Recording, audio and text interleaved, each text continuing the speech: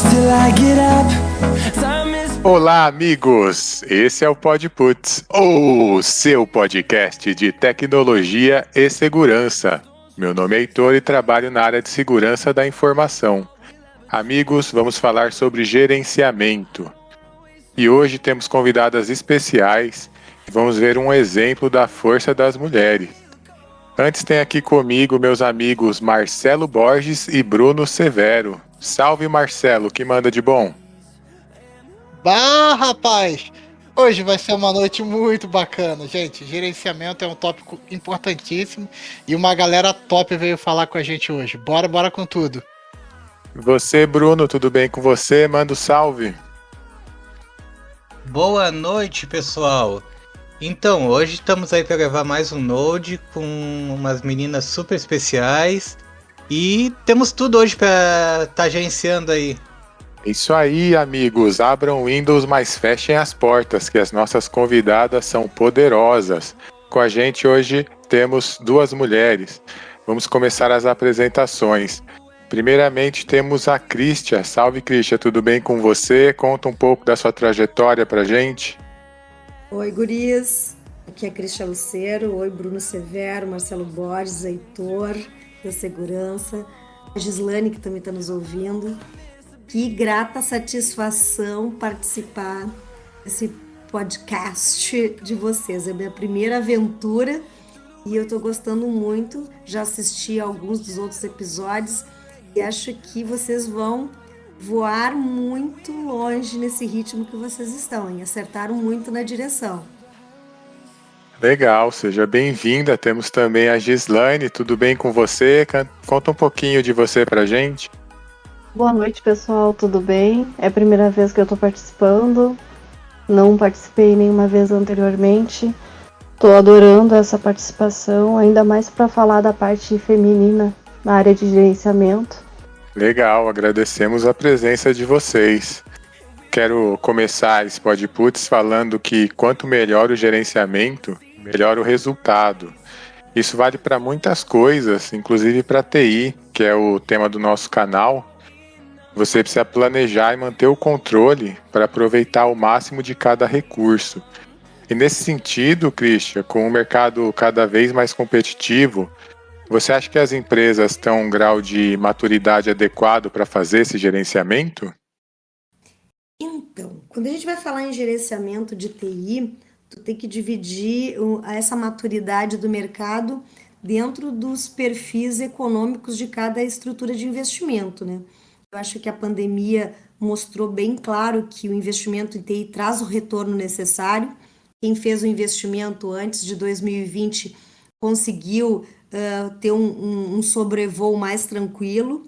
Quem deixou para o último minuto teve um pouquinho de estremecidas no voo, mas com certeza a gestão de TI, o gerenciamento dos processos de TI, talvez seja o diferencial que faz com que uma equipe bem treinada, bem coordenada, possa dar os resultados que todos nós esperamos, que é o melhor atendimento ao nosso cliente, tanto interno quanto externo, e os resultados econômicos, porque hoje as empresas contratam, entregam serviços, mas também tem que ter um resultado econômico positivo para a manutenção do equilíbrio da balança, para todos, né? Com certeza. Tem que fazer de acordo com o perfil de cada empresa mesmo. Não é verdade, Gislane? O que você acha? Com certeza, concordo plenamente. E aí, Bruno, o que você pensa sobre esse tema? Bom, eu acho que assim, as empresas cada vez mais vêm mostrando essa maturidade aí na parte de gerenciamento. Hoje a gente tem bastante frameworks que nos auxiliam para ter essa organização, né? Vamos botar aí como principal, temos o White, mas já tem muito mais além dele. Mas assim, vem se estruturando. Eu vejo assim que mostram essa maturidade, mas ainda não 100%. E também tem a questão do fator aí o fator humano, que cada vez que a pessoa entra, ela tem que ter esse treinamento, tem que buscar isso e até alcançar esse nível de experiência também tem um encaixe aí que faz uma diferença grande. Mas eu acho que assim, estamos no caminho, vejo um caminho à frente nisso aí. E tu, Marcelo, o que que tu acha? Bem, cara, eu acho que gerenciamento de TI e tal, assim, no gerenciamento como um todo, né? É importantíssimo. Só que antes da gente começar até a falar desse, dessa questão de gerenciamento, que até porque eu queria saber um pouco. Eu queria saber duas coisas, né, das meninas. Primeiro, o ITIL 4, por exemplo, já que você citou o ITIL como ferramenta, como framework, aliás, ele entrou em 2019, mais ou menos, acho que foi quando ele foi lançado. A gente já está em 2022. Como é que está a aderência no Brasil do framework do ITIL 4 ou se o V3 ainda é o padrão? Porque, né, para quem não lembra, era a ITIL V3, depois passou simplesmente a ser a ITIL 4, se eu não me engano, nas nomenclaturas ali dos frameworks. Como é que tá isso? E as meninas, se quiserem aproveitar depois também já deixar um pouco da história delas, de como elas chegaram até onde estão, né? A Christian estava dando uns insights bem legais aqui pra gente antes, então a gente vai ser muito bacana essa contribuição. Fica essas duas aí. Beleza, gurias. Eu posso fazer os meus comentários sobre o ITIL como gestora de equipe? Com certeza. É isso que a Beleza. gente. Beleza, então. Então, só para o teu ouvinte saber, eu não tenho formação em TI, embora trabalhe há 27 anos na TI, mas o que que eu vejo de experiência hoje, a nossa empresa Interop, ela tem 70% das contas de atendimento governo, né? E eu vejo que o governo tem essa busca incessante por questões legais, próprias métricas do CNJ, que para o judiciário, para o próprio Senado, com legislações específicas para melhoria da performance, Tribunal de Contas da União. Então eu vejo que a busca pela aplicação do ITIL na TI e o gerenciamento, ela existe. O que nós temos são profissionais de ponta atuando na gestão, especificamente na liderança, com a formação, mas nós temos ainda um déficit que é vivido por todos, dessa ausência do trabalho na base. Entender o que é gestão, o que o ITIL pode trazer de melhorias para a TI. Quando tu fala da versão 3 para a versão 4, eu não fiz a qualificação do ITIL, tá? Embora eu conheça um pouco. A Gislane vai ter um pouquinho mais de propriedade, porque se certificou agora mês passado, no 4, é que a versão 4, ela tá com questões mais de contexto estrutural, não tão técnicas, que era o que vinha bem pragmático na versão 3, e que agora em julho, se eu não estou equivocada, ela vence, tá? Por isso essa corrida na versão 4 agora. E o que tem de grande diferença na aplicação das equipes que eu percebo é tu sair de um contexto de métricas que são quadradas e formatadas como as boas práticas que o ITIL traz e fazer o que? Essa flexibilização no contexto de cada instituição. E isso tem que ser visualizado tanto para o ITIL quanto para as questões da própria HDI, que tem as métricas, tem que ser flexibilizado com o perfil de cada instituição. Por quê? Porque se tu tentar colocar todos no mesmo quadrado, tu não vai obter o resultado que é um gerenciamento eficaz. Mas se tu conseguir pegar das boas práticas, implementá-las dentro daquilo que vai trazer resultado, aí tu começa a criar o quê? Uma massa crítica das equipes vendo o resultado positivo a elas. Quando tu consegue fazer com que o básico do N1 que fica ao telefone entenda por que a aplicação das métricas de atendimento do ITIL pode ajudar no resultado da entrega dele, para que ele repasse esse bastão. Eu sempre falo em bastão, né? Em corrida de equipe, né? Todos têm que ter um ritmo aproximado, porque vai ter alguém num ponto da corrida esperando para receber o bastão. E a aplicação das boas práticas funciona assim. Se tu tiver só uma parte do processo aplicando o ITIL, as outras não vão conseguir entregar o resultado final, que é a melhor performance, que são as aplicações de resultado eficiente, de treinamento eficiente, de documentação, de indicador observado no momento, não para olhar no final do mês. Não se olha mais o indicador no final do mês. Então, tu usa as boas práticas para que tu possa obter os indicadores e a performance no cotidiano, porque às vezes Vou dar um exemplo, eu tenho um cliente que ele tem um horário de trabalho que após a pandemia ele se reduziu a 6 horas. Então tu tinha um trabalho de atendimento numa central de service desk de 8 horas e meia que se reduziu para 6. Então, aquele usuário que tem um processo de trabalho de manhã e tarde, ele fica algumas horas com a sua necessidade contida. Quando virou a chavinha do início do horário, ele já está ali a 1000, querendo um suporte com mais performance, com rapidez. E isso tem que ser passado para quem está no ponto de atendimento, isso tem que ser passado para quem vai fazer a entrega, isso tem que ser passado para aquela gestão, até para que todos esses indicadores e os processos sejam entendidos por todos. Do contrário, o que tu tem? Tu tem uma equipe que entende os indicadores, mas tu tem um usuário que não sabe por que aquele indicador está sendo entregue a ele. Essa comunicação entre o cliente e o usuário, ela que gera o resultado do tal do gerenciamento da TI. Do contrário, o que tu tem? Eu chamo de o atendimento corredor. Tu não espera para aplicar nenhuma técnica e quando passa o menino ou a menina da TI, alguém alça o braço nele e diz assim, vem resolver algo que para mim é muito importante. E aí todo aquele processo que tu criou e que tu implementa nas boas práticas, ele acaba o quê? Sendo desgastado. E acho que essas são as questões que a gente começa a observar quando tu tenta implementar um gerenciamento de TI dentro das boas práticas. Como é que é a tua empresa? Como é que tu vai fazer o processo? Tanto de treinar a equipe, quanto treinar da melhor forma possível o teu usuário para entender que aqueles processos são em benefício da estrutura empresarial e dele também. Porque tu só existe porque tem um usuário que precisa de ti, né?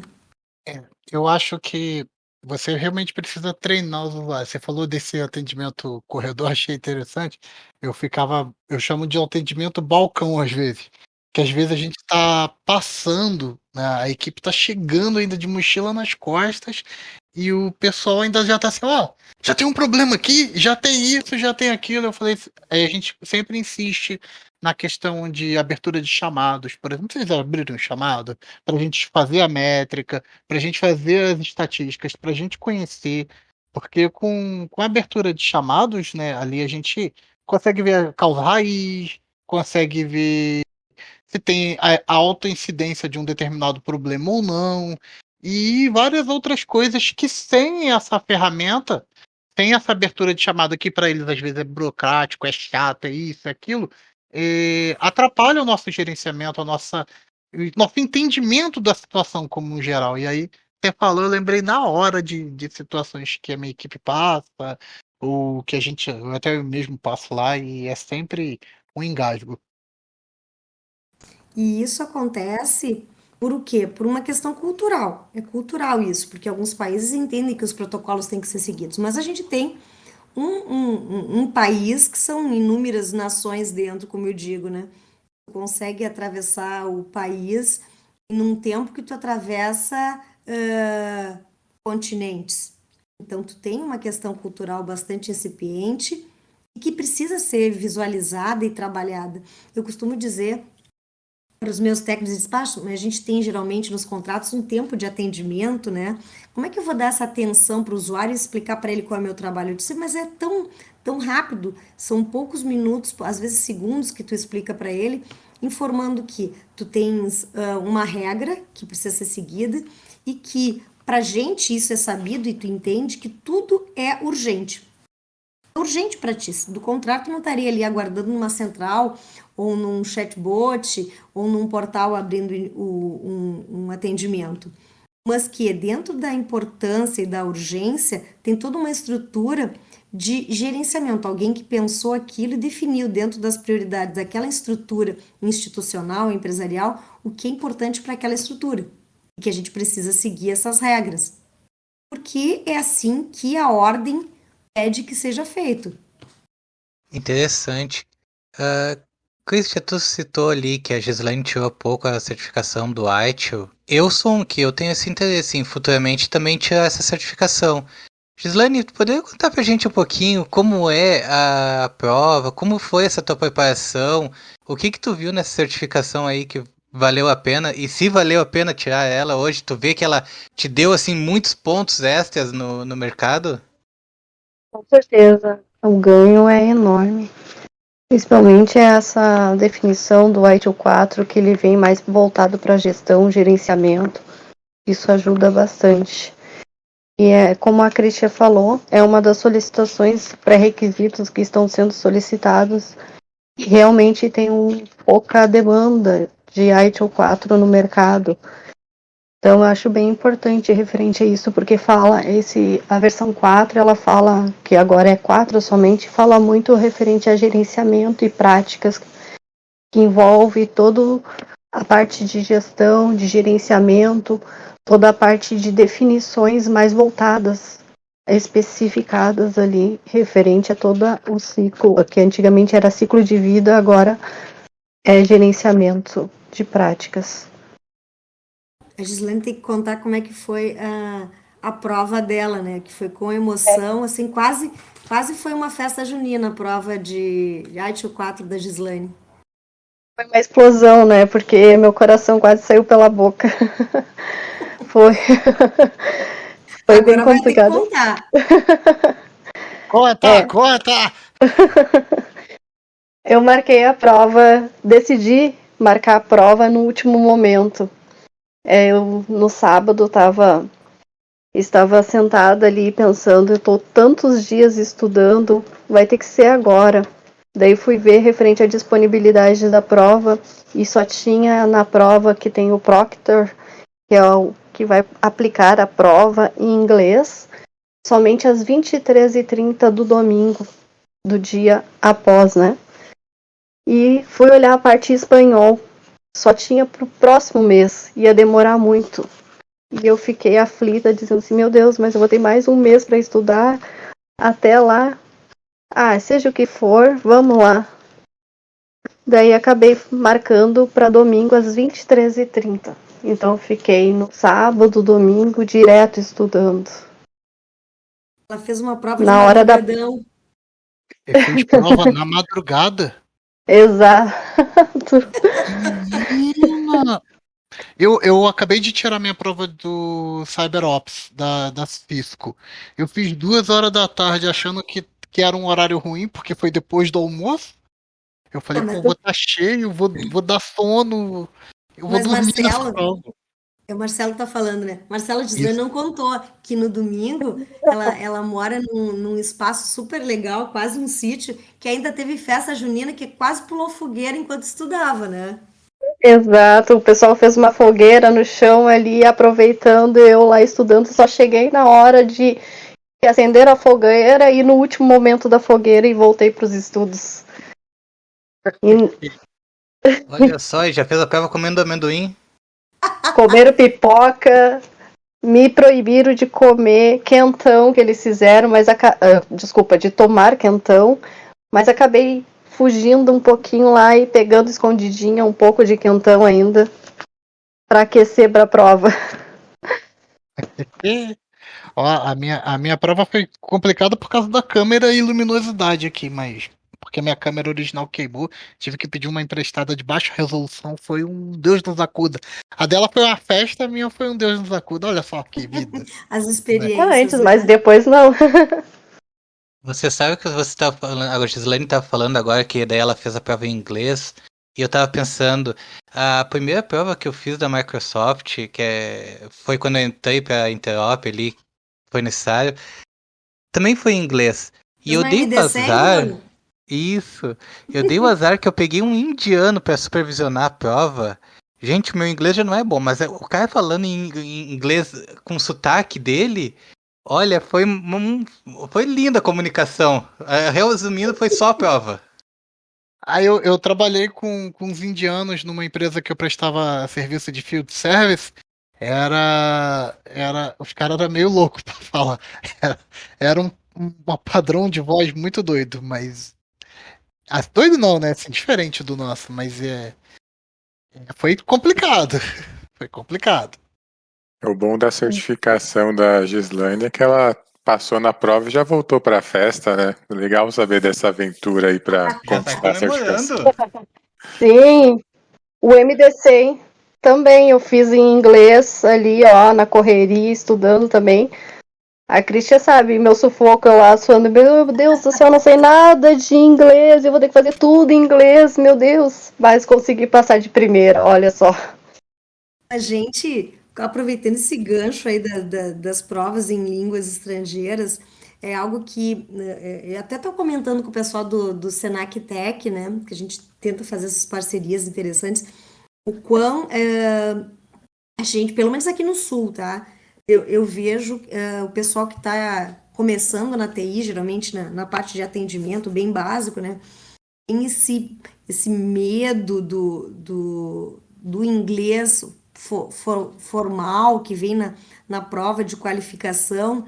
E essa barreira eu acho que é algo que podia ser trabalhado, não pelas empresas, né, mas pela estrutura institucional de educação, para quebrar esse medo do contato. Porque o inglês técnico, quem lê o material para estudo, consegue sim fazer bem. Então, quebrar essa barreira, criar formas de o contexto ser mais suave e não gerar todo esse estresse, porque às vezes tu tem uma capacidade de armazenamento de informação, de conhecimento e prática, que um medo que é te colocado de uma forma tão emocional pode te barrar para fazer uma certificação que é tão importante, né? Porque hoje a TI, embora eu entenda e sou super a favor do pessoal fazer no mínimo nível universitário básico, depois ir para a sua especialização é algo de escolha própria, é fazer as certificações que são necessárias, porque é isso que vai fazer com que tu corra atrás daquela prática. Então, a prática do gerenciamento, tu pode ter gerenciando equipes, mas a fundamentação que tu tens, tu vai buscar numa certificação, num estudo dirigido. E a maioria, a gente sabe ainda, né, que a maioria do material disponível para tecnologia vem na língua inglesa. E essas barreiras, elas precisam ser quebradas de uma forma mais tranquila, para que esses profissionais que estão entrando na TI, eles não criem a barreira inicial e possam ter voos mais longos, né? Eu concordo com você, aproveitando esse gancho aí dos estudos, da preparação, para o gerenciamento de TI ser eficiente, é necessário tanto os recursos humanos preparados quanto as ferramentas adequadas. Foi citado o ITIL como um exemplo. Eu queria saber de você o quanto você acha que vale a pena a empresa oferecer os treinamentos e as ferramentas para fazer esse gerenciamento com alta performance, que isso não é um custo, é um investimento, certo? Exatamente. Hoje não existe essa opção, pelo menos para nós, para a estrutura, essa opção de não ter o treinamento fornecido pela empresa. Por quê? Porque tu tem uma mão de obra que já é exígua, a gente só intensificou isso no processo de pandemia. A TI ela está numa aceleração que é necessária para o processo empresarial e institucional evoluir. E se a empresa não investir na busca desses protocolos, de dar essa chance desse profissional que está vindo. Eu não estou falando de pessoal mais sênior, de consultivo, mas do pessoal que está entrando na TI, que está entrando na primeira fase do primeiro atendimento, da evolução, começando a dar o passo para fazer administração de rede de servidores, pensando onde vai ir, se vai para banco, se vai para desenvolvimento, se vai para segurança. Mas essa etapa inicial, ela tem que ser investida por quem está contratando, porque assim ele saberá como é que foi o processo de formação do seu profissional. Então, hoje, o que a gente tem? A gente tem todo um protocolo de introdução. Inclusive, as meninas que não puderam participar hoje, a nossa analista de conhecimento e de qualidade, elas criaram um protocolo de treinamento. Hoje, antes do profissional entrar para o front, como eu costumo dizer, eles passam 15 dias em imersão. Então, é 15 dias onde eles têm um protocolo de entender o perfil do cliente, entender os sistemas, entender que ferramental ITSM ele vai utilizar, o que é automatizado, o que não é, quais são as regras do contrato, os indicadores. E depois fazer o quê? Todo o processo de qualificação. A introdução básica ao ITIL, as questões de indicadores da própria HDI para o Brasil, como é que a gente faz média, como é que é entendido o TMA pelo cliente, o tempo médio do atendimento, dentro da complexidade de cada perfil de sistema. Nós temos clientes hoje que tem nada mais, nada menos do que 400 sistemas. Imagina tu treinar uma equipe para conhecer 400 sistemas e dar aquele suporte básico de como é que instala, como é que não instala, acender uma luzinha aqui na minha tela, o que está acontecendo, como é que eu subo tal arquivo. Então, isso aí vai de clientes de indústria até o alto escalão do judiciário. Se a empresa não conseguir criar pelo menos um protocolo, um processo para fazer a formação desse profissional, vai acontecer que no meio do processo inicial ela já vai começar a ter falhas. E o tempo de engajamento do profissional no objeto do que ele está entregando, no serviço, ele tem que ser cada vez mais reduzido. Então, se tu faz o treinamento, se tu revisa, hoje a gente tem uma psicopedagoga que trabalha com as nossas equipes. Aí vamos perguntar, para que uma psicopedagoga? Porque o processo de aprendizagem é algo que às vezes é deixado em segundo plano, mas o nosso cérebro é muito rápido, inclusive para nos deixar na mão. Então a gente precisa necessariamente reforçar o processo de estudo, revisar se aquele treinamento está atendendo às necessidades daquele público específico. A gente organiza pequenas turmas para que todos possam ter, dentro da sua maturidade de processo de aprendizado, um melhor aproveitamento. E treinamento não acontece uma vez. Nós temos treinamento semana sim, semana não, semana sim, semana não. E revisão. Quando a gente pega os indicadores do mês ou do trimestre, nós temos que também avaliar qual foi a performance daquela equipe. E essa performance ela não pode ser numa régua única. Por quê? Porque nós temos perfis diferentes de pessoas, de tempo de experiência dessas pessoas e perfis de sistemas que elas atendem. Aí que tu vai conseguir, dentro do gerenciamento, fazer uma média para conseguir ter um TMA adequado. Eu costumo dizer, quando a gente presta serviço para o judiciário aqui do Rio Grande do Sul, que nós vamos criar HDI de judiciário. Por quê? Porque as regras não necessariamente que são para a implementação de uma estrutura Brasil de indicadores privados possam se apresentar dentro de um ambiente do judiciário. Por quê? Porque existem tantas especificidades e o perfil de quem está recebendo o serviço que também precisam ser observados. E isso que entra no processo psiconeuropedagógico de aprendizado, para que essas pessoas que também estão prestando serviço de suporte consigam entender que do outro lado da linha, ou na mesa que ela está acessando, ou no pedido que ela está recebendo de algum sistema, existem nuances de conhecimento, de cultura e de processo de aprendizado, que talvez uma explicação um pouco mais técnica não possa ter a mesma absorção e empatia do que uma explicação que fique mais dentro do contexto da realidade, com exemplos. E isso nós também estamos fazendo no dia a dia de aproximar as linguagens técnicas de quem está recebendo o serviço. Nem 8, nem 80, mas criar um meio termo para que as pessoas se comuniquem dentro das suas necessidades e capacidades. E para mim, o gerenciar é isso, é tu aproximar os entendimentos. Eu, como empresária, o que eu preciso que o meu profissional entregue, ele que entenda por que aquele usuário, de certa forma, está agindo assim, ou um pouco mais ríspido, ou com mais tempo para dispor, para buscar informação. Às vezes tu precisa que ele vá atrás da máquina e olhe o número, o código para identificação, ele está no tempo dele, mas tu também tem que fazer essa aproximação de explicar que tu precisa dessa performance mais rápida para entregar o trabalho com mais qualidade. E essa comunicação desse processo de aprendizado, ela é complexa e precisa ser, sim, investida pela empresa, porque hoje a gente não consegue receber o profissional com essa formação de maturidade de entender o que ele está recebendo e entregando de serviço na TI. Rapaz, isso foi quase uma aula.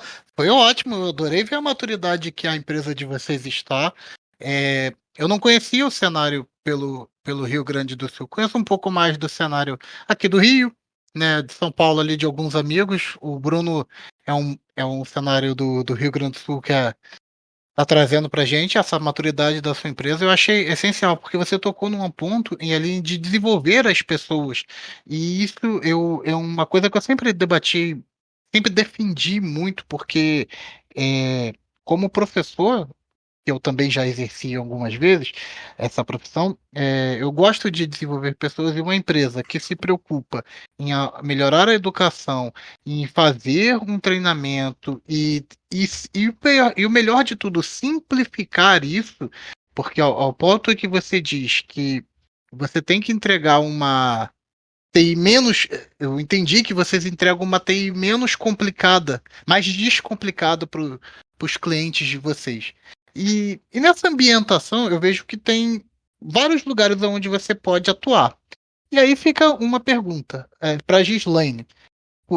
Que área mais do IT, do gerenciamento você gosta de atuar, ou você atua já na área? Qual é a área? Eu estou falando assim dos processos, né? Porque tem várias coisas do IT para você, vários processos para você atuar. Qual é o ali que você mais gosta? Qual você acha que a empresa é mais forte? Você curte? Conta um pouco dessa questão. A parte de processos a seguir, a referente a cada passo, definição. Então, acho que tem toda a parte de planejamento, planejar antes, seguir o processo, dar andamento. Então, acho isso muito importante. Então, acredito que estamos seguindo nessa área também, além de lidar com as pessoas, mostrar para a equipe toda a parte de humana, além de todo o treinamento, os processos. Então, acho que a parte de liderar e mostrar para toda a equipe é bem importante tudo isso, e a parte do fluxo que a gente segue. Eu gosto então de lidar com fluxos, é uma parte assim bacana. Eu Sim. gosto muito de rotina. Eu gosto de rotinas, processos. Só para não entrar nos termos específicos ali do IT e tudo, eu gosto muito desses processos que eu acho que faz uma linguagem comum, né, para todo mundo, um protocolo, uma forma de seguir. Eu acho isso essencial, porque todo mundo conhece, aliás, pode conhecer, todo mundo vai falar na mesma linguagem. E essa mesma linguagem numa empresa vai fazer com que você tenha Mas deixa eu fazer um contraponto aí. Quando tu fala de organizar e criar fluxos e processos, que é isso que tu estava falando, e tentando buscar com a Gislaine qual é a parte que ela mais gosta, eu vou te dizer que isso, para mim, hoje, é algo mais tranquilo numa das equipes que eu gestiono diretamente, tá? Porque a Interop hoje tem inúmeros contratos e eu tenho algumas equipes que eu faço uma gestão muito incisiva de ir na reunião dos 15 minutos diário, estar presente todos os dias nos últimos 2 anos e meio. E eu faço isso. Eu tive que me policiar para falar menos e escutar mais, porque eu sou bastante incisiva em alguns pontos. Mas criar a rotina de processos, criar a cultura nas pessoas é algo que tem que ser diário e tem que gerar resultado. Do contrário, tu tem um monte de títulos de ITIL isso, ITIL aquilo, HDI isso, HDI aquilo, Exim isso, Exim aquilo, segurança, ISO isso, ISO aquilo. Tu tem que trazer para a realidade das pessoas o resultado positivo dessas boas práticas. Do contrário, tu tem uma série de carimbos que, de certa forma, são deixados de lado. São necessários porque alguém pediu ou porque alguém colocou como obrigação. E fazer essa tradução para o usuário, para o cliente, para a equipe de trabalho, é o que vai fazer com que o processo flua. Então, conseguir aplicar as regras é uma necessidade de retroalimentar diariamente e mostrar o resultado. Tu tá naquele momento em que tu viu que a aplicação da regra, do protocolo, do processo fluiu, apresenta aquele indicador para a equipe da forma mais positiva que puder, tanto se ele for com resultado benéfico como se ele for negativo, para que as pessoas possam saber que aquele caminho dá informação, e é uma informação que ela pode trazer como utilidade para o dia a dia de trabalho dela. Porque no momento que tu tá numa equipe de 60 pessoas numa central de atendimento e que naquele mês tiveram 25 mil tickets abertos, se tu não tiver um processo a seguir, um resultado bem claro e também o entendimento daquela equipe que, se não atingirmos o resultado, a gente sabe por quê. Se não tiver tudo isso coordenado, tu gera o quê? Falsos positivos. Falso positivo de estar confortável trabalhar ali, falso positivo de que existe um gerenciamento que flui, o falso positivo de que aquilo é possível ou não. Então, os processos são importantes para mim quando tu consegue visualizar, no caso em concreto, e mostrar para as pessoas que a importância daquilo para tu obter a informação com um lastro. Porque tu achar ou não achar, algumas pessoas se convencem, mas quando tu tem informação organizada, ela traz um resultado mais sóbrio. Você falou uma parte de participar das dailies ali e tal, das reuniões diárias, e eu não sei se você vai concordar com o pensamento que eu tenho, mas eu acho que reunião onde não se toma decisão é altamente improdutivo. Por isso que tem que ter 15 minutos no máximo. Qual é o problema? Vai ser resolvido, não vai ser quem vai passar adiante e aquilo ali morreu ali. O É, próximo passo vai ser cobrado quando aquela data que foi dada ela for o momento. é que às vezes eu participei de algumas reuniões em que demoravam-se, às vezes, horas para não se decidir nada. Expunha-se um problema, expunha-se dois problemas, três problemas. E qual é a decisão? Como a gente vai tratar isso? Qual é o próximo passo?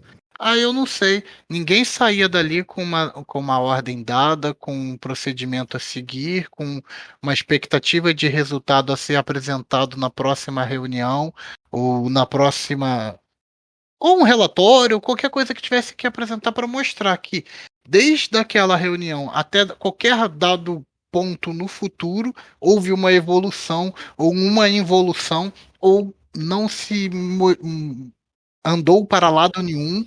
Então, eu achava isso tedioso.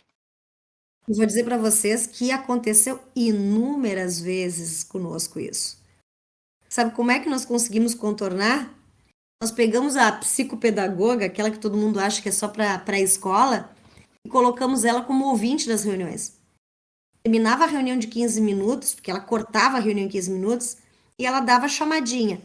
Quem, quando, por quê, como, qual vai ser o resultado, e acabou, não tem mais discussão. Se quiserem fazer uma discussão, façam só com as pessoas que realmente vão decidir, do contrário, não tem mais papo.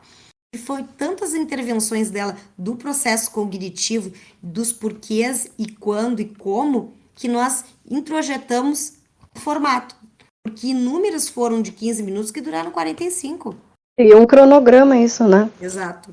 Chegar com os pontos já direto e colocar assim, o que nós vamos tratar hoje, quem vai tratar, quando e como vai ser a resolução, e já dar a definição.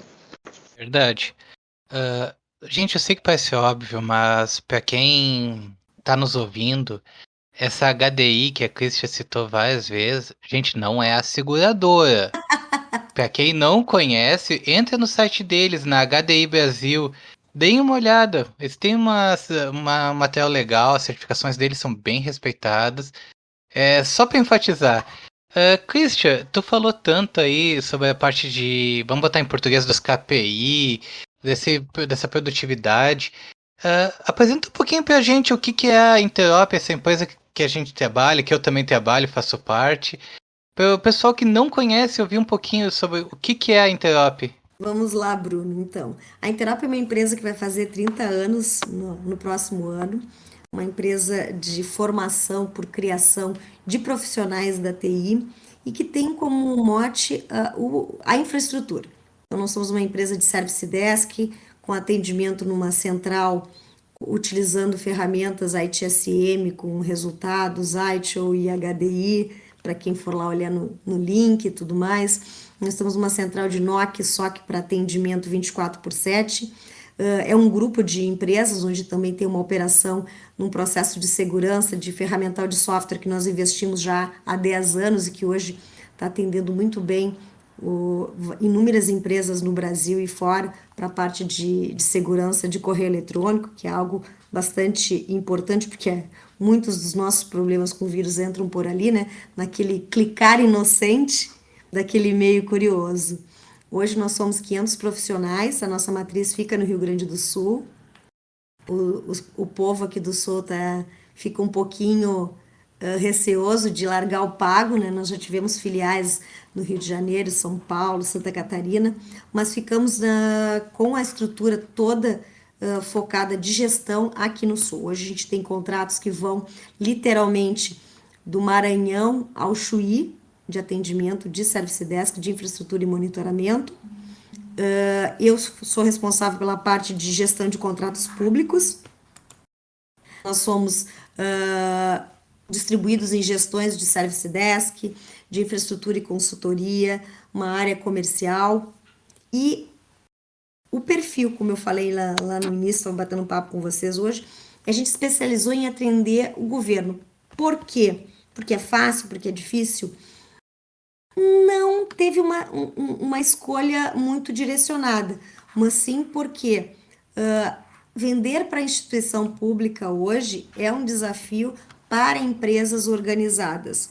Empresas que têm uma estrutura de documentação, que investe em profissionais qualificados e que cultiva a manutenção desses profissionais e que é bastante desafiador economicamente, ainda mais neste período que a gente está vivendo, né? Onde tu pode trabalhar para qualquer lugar do mundo, que foi o que a pandemia nos trouxe, que eu acho que é um benefício, que a gente já treinava bastante na Interop, né?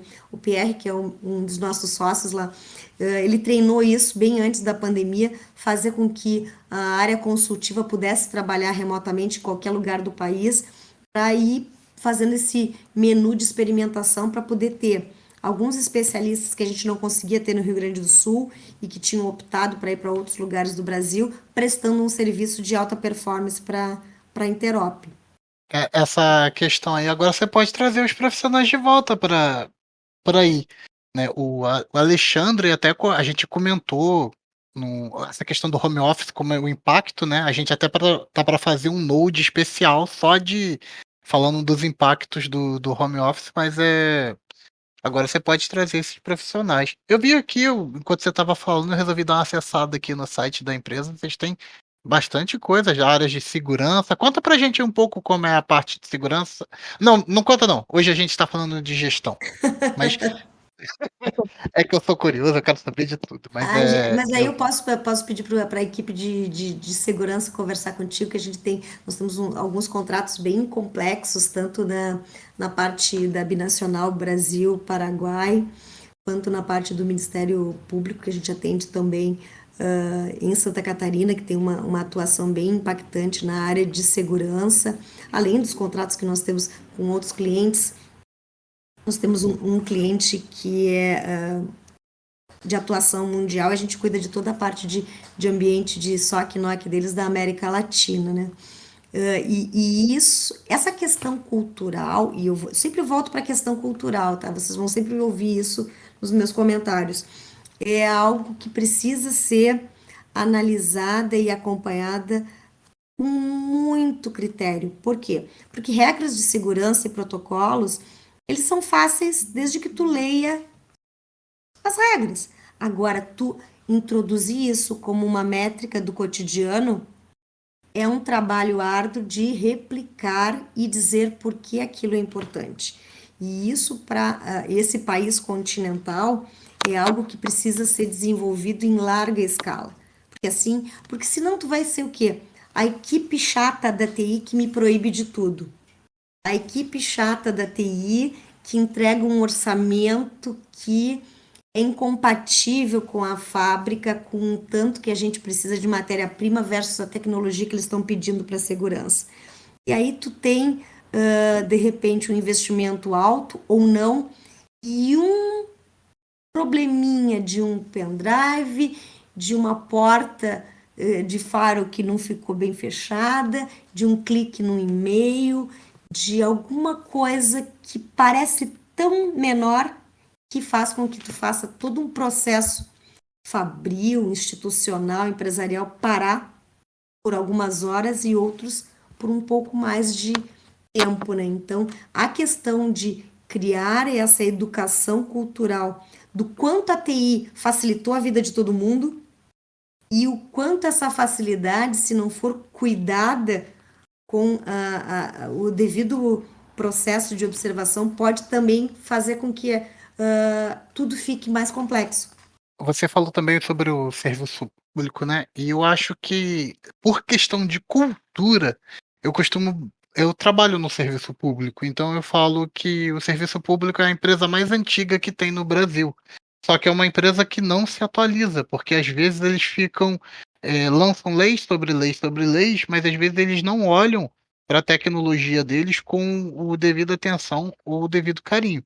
Então, assim, quem está do governo agora já conhece a Interops e pode falar com vocês para poder pegar um direcionamento melhor. Porque o gerenciamento no serviço público, eu vejo que está um pouco defasado, né?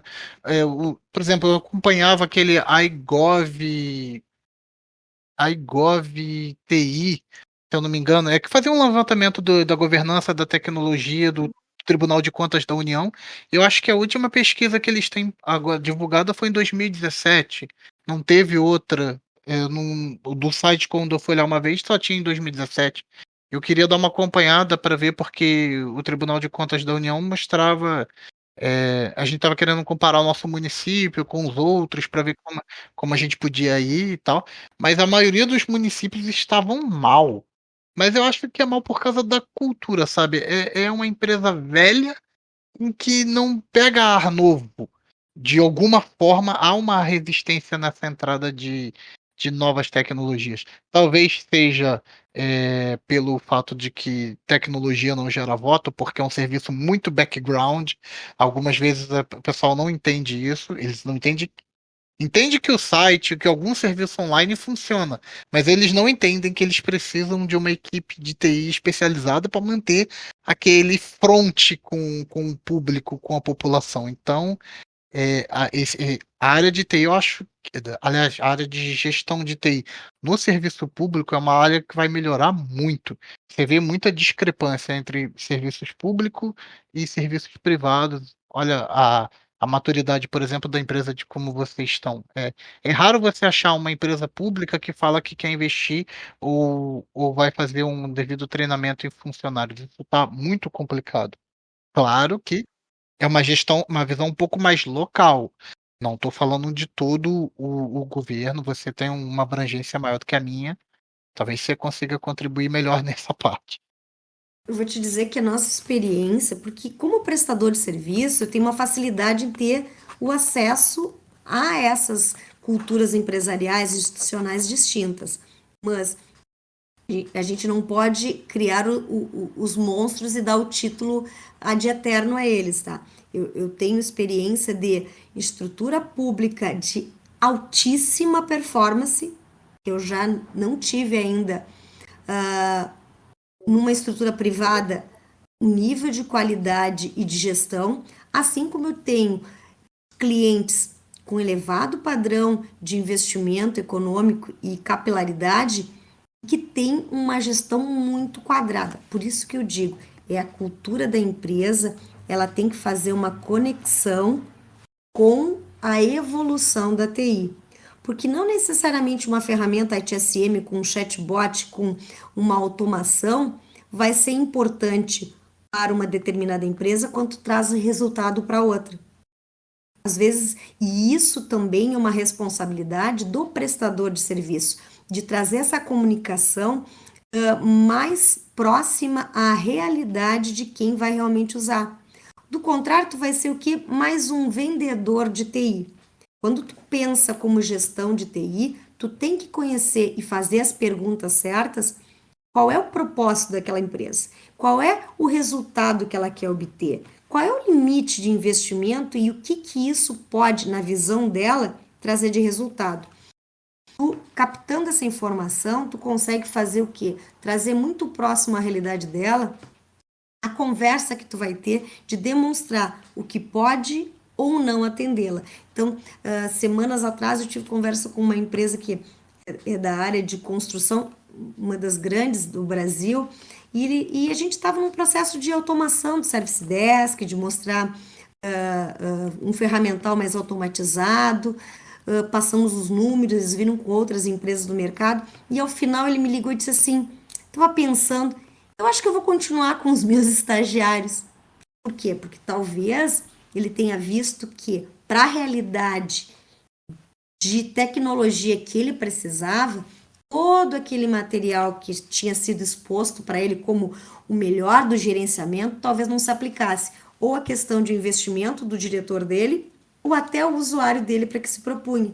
Em contrapartida, nós temos experiências de clientes públicos onde a performance de gestão de TI, e eu digo isso para o gestor, talvez ela não consiga ter o nível avançado do detalhamento que ele está buscando, nem numa empresa tecnológica privada.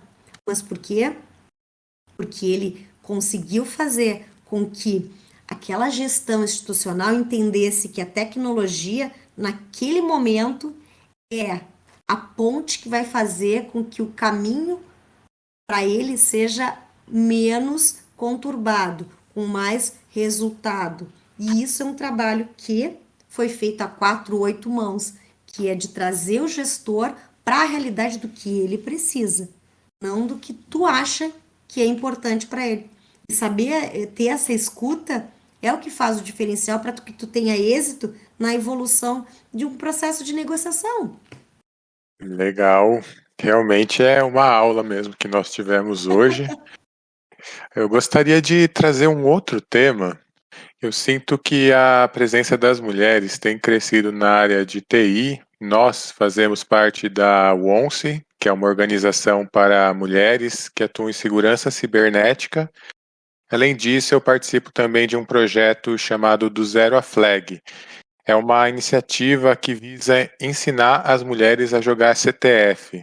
CTF é aquele jogo que a pessoa tem que achar a flag, para isso tem que resolver alguns desafios, tem que conhecer ferramentas, técnicas de segurança, para brincar de hackear. É o hacker do bem, tá? Pode ficar tranquila. Eu gostaria de saber, vocês conhecem alguma outra iniciativa? O que vocês acham desse tipo de iniciativa? Christian, eu vou dizer que eu sou uma pessoa complicada para jogos, embora eu seja bastante estrategista, tá? Porque eu não tenho muita paciência. Eu costumo dizer que nem para o risco do poker e nem para o tempo que um xadrez exige. Embora eu tenha descoberto, nós temos uma sala dentro de um dos nossos clientes, que é uma sala teoricamente para desopilar, embora a gente não possa desopilar do jeito que a galera de TI acha que desopilar é legal, que é se jogar lá no puff, colocar um fone ou ficar mais à vontade, né?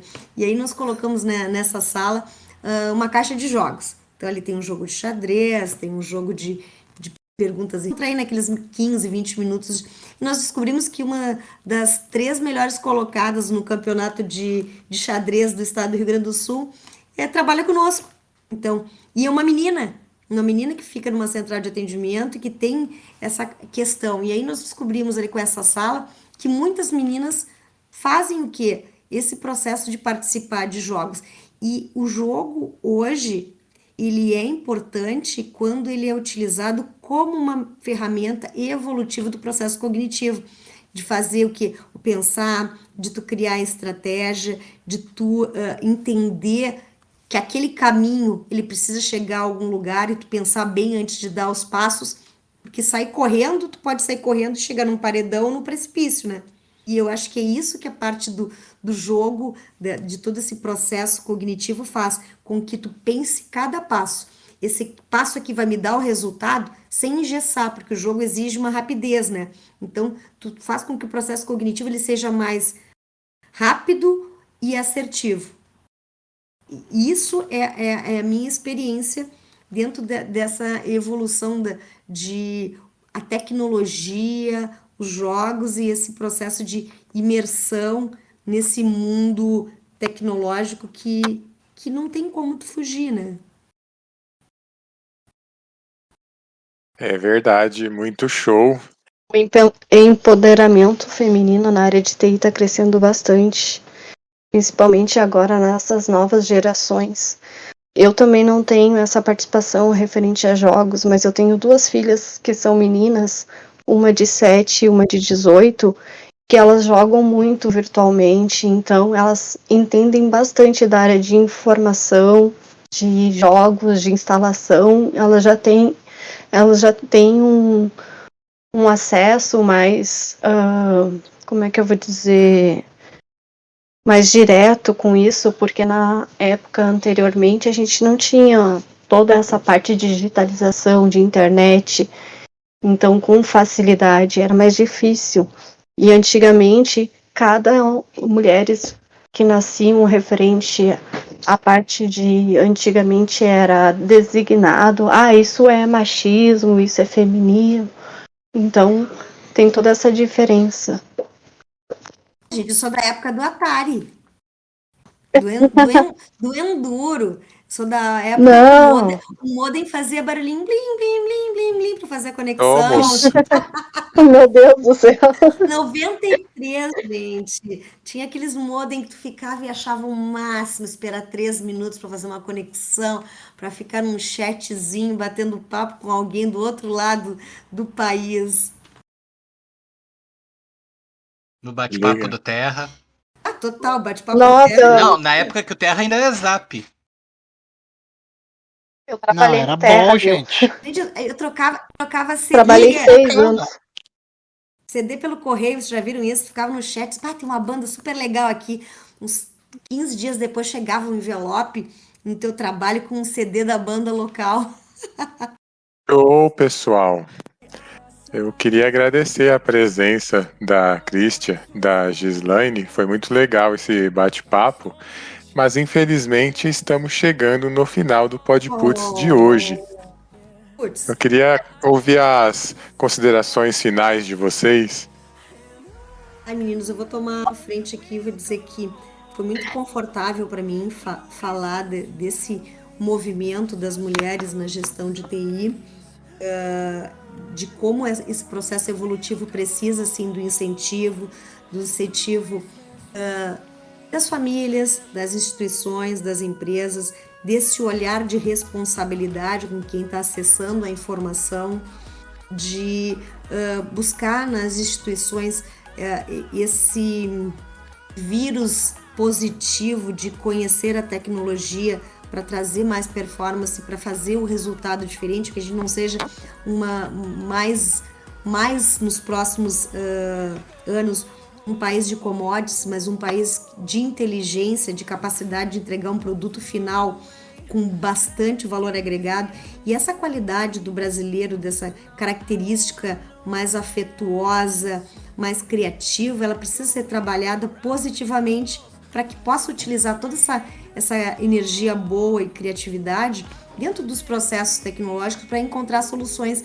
Às vezes a gente fica vendo nos nossos vídeos de YouTube as genialidades com pouco que o brasileiro consegue fazer. Imagina se ele pudesse usar toda essa genialidade no processo criativo, com acesso à informação para resolver tanta coisa que hoje demora muito tempo para chegar para o cidadão, para a população. Imagina 200 milhões de pessoas.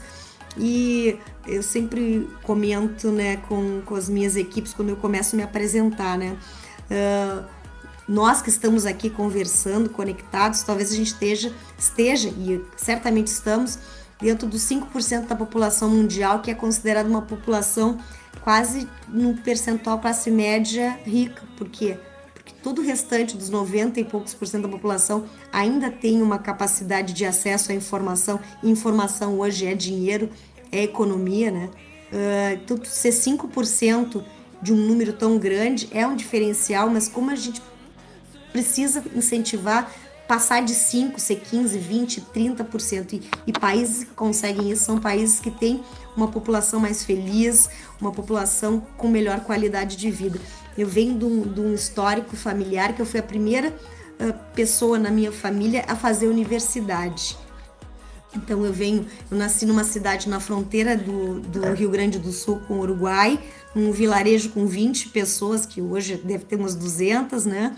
De pai e mãe que não tinham um nível universitário e que tiveram a coragem de dar o desafio para os seus filhos de sair 400 quilômetros e encarar a vida aos 18 anos numa capital com uma questão muito forte de criação cultural, de estudar, porque a minha família sempre diz assim, a única coisa que não tiram de ti é a capacidade que tu desenvolveu e o conhecimento que tu tens, isso só acumula, e se a gente conseguir fazer isso se desenvolver nas nossas famílias, nas nossas instituições, nas nossas escolas, é o processo da gente sair daquela commodity e ser o produto diferenciado no mercado, aquele produto que a economia quer e que faz a economia crescer e dá qualidade de vida para as pessoas. Legal. Gislaine, suas considerações finais? Já falou. Eu só tenho a agradecer também a todos pelo momento. Adorei participar, apesar do nervosismo. Foi muito bom.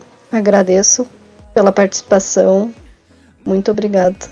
Então, gente, eu também queria agradecer pela participação de vocês, parabenizar vocês por ter vindo aqui, parabenizar a Gislaine pela certificação. A gente sabe que esse processo pode ser, às vezes, traumático, então parabéns aí para você. Né?